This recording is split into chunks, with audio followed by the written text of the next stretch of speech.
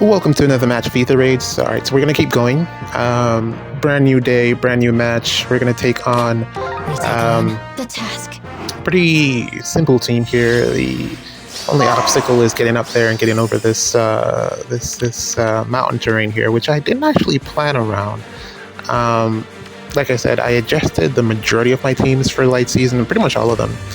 And I removed quite a few of my mobility options when it comes to being able to move over the mountain terrain here. Normally you'd use something like reposition or smite, but this team doesn't have any flyers, and my team with the flyers, I don't think I want to use it for this particular match. So we're going to go with, I want to make sure that I'm actually able to use this team. So here we go. I remember I mentioned that I have Dimitri because of his undefended, and I feel like that's just like the best way to go now, because one, I'm seeing way less Fliers. Two, the far saves and the armored units in general are getting just too ridiculous to deal with. And three, tanking is kind of just pointless in light and dark season with the myriad of things that you have to deal with in terms of nukes. You're probably just gonna die. Like I tested a few tanking strategies. I got Fjorm, by the way, the new Fjorm. I tested a few tanking strategies with the new Fjorm, and it was so inconsistent. It really came down to where you would set up, but it's so challenging to just maneuver around the map with all of the things that are hindering you, and then low-key on top of it, removing your bonuses. I mean, granted, we did get, which is something I should probably talk about in this video. So we have the legendary, or rather the mythic unit for the end of this month. It's Tiki, adult Tiki, which she looks phenomenal. They actually did a fantastic job with the design of that unit, which is rare. Well, probably not rare. They usually get it right every now and then, but this one looks really, really good in comparison to the ults that she's had before. And finally, there's no baby Tiki in this particular ult. It's just adult Tiki, and it kind of makes me 100% certain that they're going to do something for baby Tiki as well. She's going to get some ults in the near future, since I think they share a voice actor, if I'm not mistaken. It's the same voice actor that does both of them. So normally whenever you get them in the booth, you want to get the like I've said before, bang for your buck and get as much out of them as you can. Because voice actors are very busy, they travel quite a bit, so you want to record when you get them in, record as much as you possibly can. Good morning. And it is expensive. So yeah, we got adult Tiki. She looks phenomenal, and she is a very interesting unit in the sense that she actually neutralizes something that I didn't think they would target, which is bonus removal. It's not something that I really thought they would go after. I mean, yes, there are a ton of bonuses in the game, and we have the counter to that in Loki and Thor and Freya, who can remove the bonuses from the units by existing. So it kind of felt balanced. And I didn't necessarily feel that there was a need for this type of unit that mythic Tiki is. The game doesn't necessarily feel like there needs to be this mythic Tiki. I mean, what it ultimately does is that it's going to push or encourage more bonuses. So people are going to just start stacking bonuses around Tiki, and it also gives a reason for you to run Nurgle again, or Tina for that matter, who copies bonuses, and Nurgle, who steals bonuses. It kind of gives you a reason, man. My god, this Dimitri is kind of cooking right now. I tested him out prior to this on whose defense was it? I forget. Someone's defense on my friends list. Yo, there are some crazy defenses on my friends list. I should really give a showcase of those at some point. I can't find Step Bro. Maybe he changed his name or something, but I can't find him on my friends list. Probably changed his name. But yeah, there's some crazy defenses on there, and I should probably give a showcase of what top tier players are actually doing with their defenses. Like I said, that Hector, that plus 10 Hector that Don't Hurt Me has is a pain to deal with. That Hector I built a team specifically to counter that. And I don't know if I'm going to actually need it, but you know, we never know what type of whales you're going to run into in this game mode. But yeah, a lot of interesting stuff there, and it's what prompted me to go the route of this Dimitri here, like I said, who I actually think is really good. Well, consensus, everyone knows he's decent, and I knew that he was good as well, which is why I picked him up from Binding Worlds. It's just that I haven't really had a reason to use him in any game mode really thus far. So here he is. Didn't need him in Astra season since we already have Elm, and Elm is pretty decent with the Gale Force. The thing about this Dimitri is the sweep effect and his B skill. Notes that I have Brutal Tempest plus his B skill, so which is kind of counterintuitive. I could probably swap out his B skill for his C skill for a different Tempest skill, a different C skill that gives him +1 movement, or just something else, and you know, run the Sigurd ring. But I have the Sigurd ring on Plumeria, so that's what's going on there. But I mean, overall, this Dimitri is really good. The B skill, I kept it because it has the sweep effect, and a lot of armored units aren't really prepared for that, and it gives Dimitri a way to initiate safely because he's not the bulkiest unit, and he's not running. Did I get Gale Force Mist on him? I don't think I gave him Gale Force Mist, even though I do have it. I'm kind of holding onto that fodder for dear life.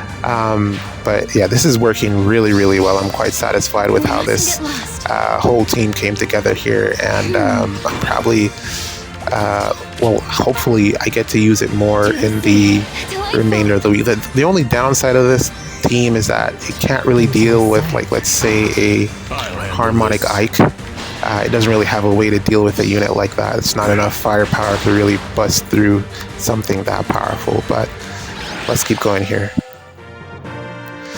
All right, so here's our second match, and let's go back to the adult Tiki of it all.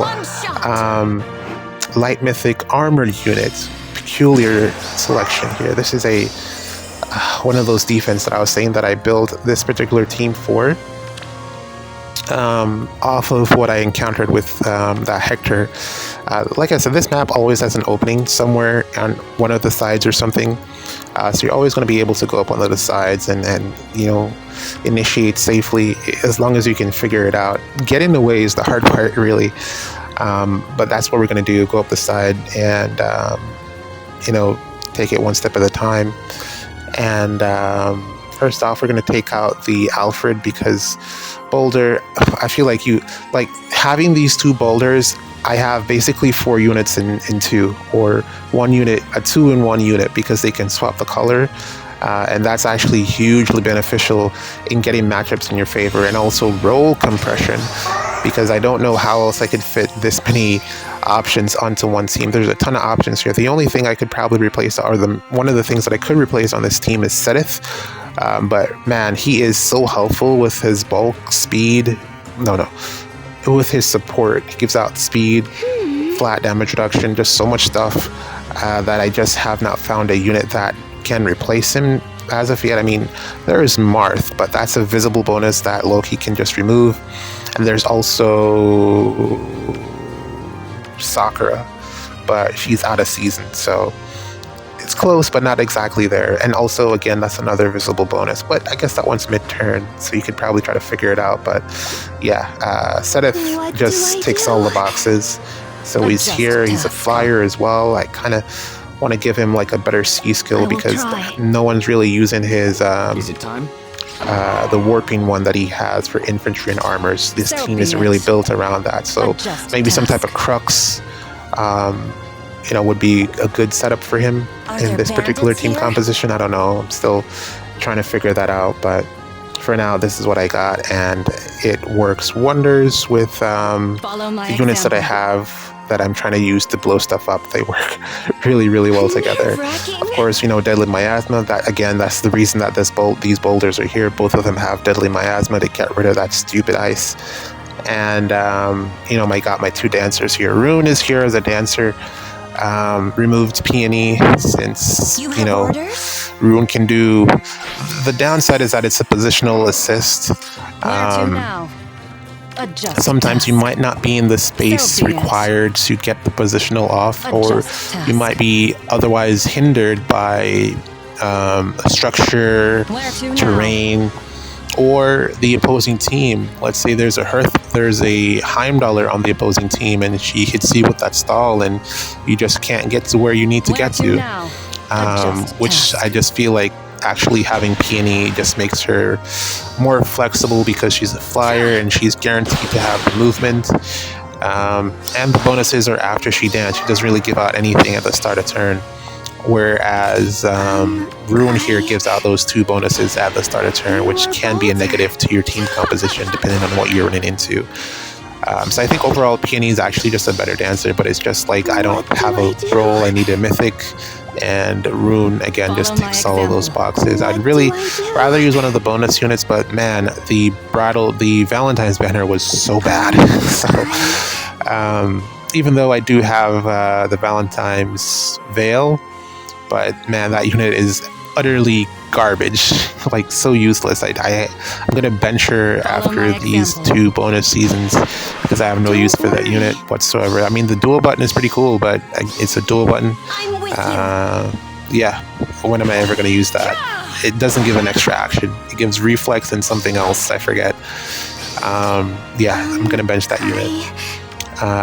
If she was bulkier, then maybe I could consider using her, but I also found that just not enough firepower. Like, she wasn't even able to take out the Hector, which I thought she'd be able to since she's a brand new unit, but she really failed miserably there. She doesn't win the speed check, of course, and just, yeah, gets blown up.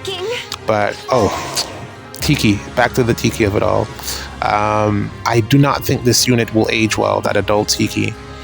I mean, yes, the support is fantastic, but similar to the whole Freya versus Elamine issue or dichotomy that we had in Astra Anima season, I think they were trying to set up something similar in Light and Dark season with Loki and Tiki. But the problem with Tiki is that she is a save, and you don't really want to go bringing a armored unit as a support on offense. You really want some type of unit that's more mobile, and yes, you could probably run the Sigurd ring or something, swap out the save for something like Warpy Celica ring, maybe even on Tiki to just get some movement. But ultimately, it's still trying to fix up something that you probably wouldn't want to have to fix. I think it's a good archetype. The fact that she's an armored unit makes sense. Colorless dragon is she a dragon? Yes, I think she is. Colorless dragon at that. I think that's a good combination for her. There's another version of that, the bridal one, who was pretty decent as well, so I'm pretty sure she'll be this mythic one will be a good save. It's just that once she starts to lose, you know, she's really gonna fall off. And still, I don't think she's the most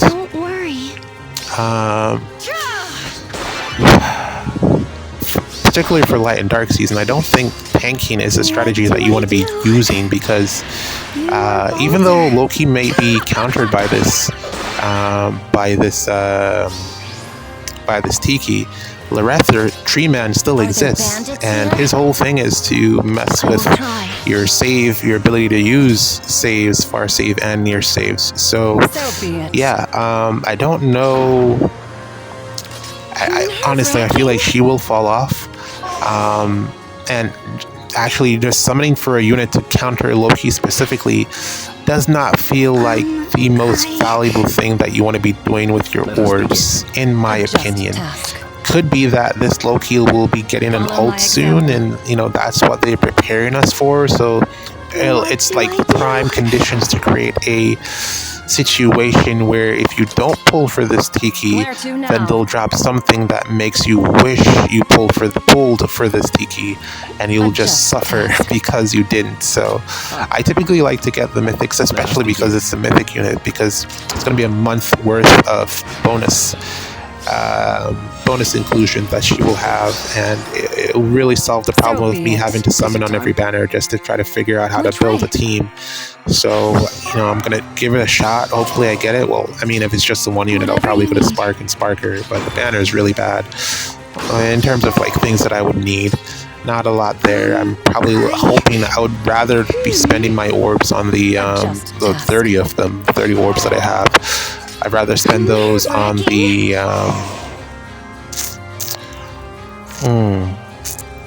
AHR banner, which I haven't summoned on yet. Hopefully I can get some pair up fodder. I have so many infantry units that need pair up, and the thing is, I'll probably end up getting it when pair up no longer matters and we get a B skill to replace pair up. That's when I'll get it and start giving it out, but currently I have a ton of units that need pair up. But yeah, we were able to get through this one. GG's. There we go. We got our third match for the day. Trying to run through them. It was as I said, what's the word? Delaying, playing these matches because I just didn't have my teams ready. So now I have a backlog, and I'm, finally this one should clear it up. So we're gonna go in there, get in and get out. This is the team with the most actions that I have for this week. This has so many actions, and I rarely get to use it because, like I was saying, calves, we're definitely no longer in a calf-friendly meta. Flyers are the rave. You want to fly, you want to go all over the map. That's really what you want to be doing. Calves are hindered, and when I'm on a map like this, I really wish I had someone that had disarm trap. I'm missing Yunaka. That's the first thought that I have. Man, I wish I had Yunaka here. I know, unfortunately, that's not the case because I really hate dealing with traps. But there's still ways around it. Smite, reposition, try to gamble, and figure out where you move from there. But it's so much more convenient just having a dagger unit that can get you through these traps more easily with disarm trap. But yeah, more on Tiki. She is I don't think she's going to age well. I think she's tanky. I think she'll run into the same problem that Neathhogger has which is once we get to a certain stage, which we kind of are, she will just start dying, and you will no longer have a reason to run her as a bonus mythic or as a mythic in general for your offense. And that's where Neathhogger is for Astra season. Yes, she can still tank things, and if you give her the right support, she can do very well, but she is struggling. She's not as powerful as she once was. Remember when she came out, you could not hit that unit with a special and hope to do any damage whatsoever, and now we have arch rival blue units that are just destroying her with the special. So power creep is definitely showing its head there, definitely getting to the point where all the flat damage that a unit like Neathhogger has is no longer enough to allow her to survive a damaging special anymore. She had a ton of flat damage. She has still a ton of flat damage reduction against specials, but it's just no longer enough. So I can definitely see Tiki ending up in that similar problem, and just her overall use case, because she's an offensive mythic, it's just not great, man. It's just really just limited to light season, where you can run a defense mythic on in between seasons, and all your defense needs to do is win.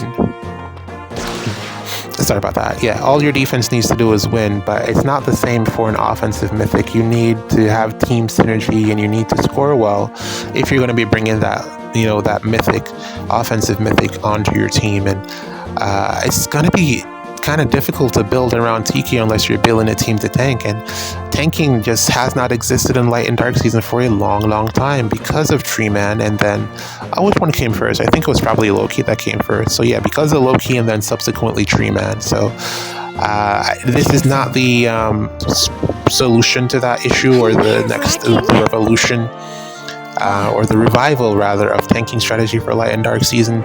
I guess you can throw Tiki out in front and have her eat a hit from Camilla, and then watch whoever else comes down and loses to her.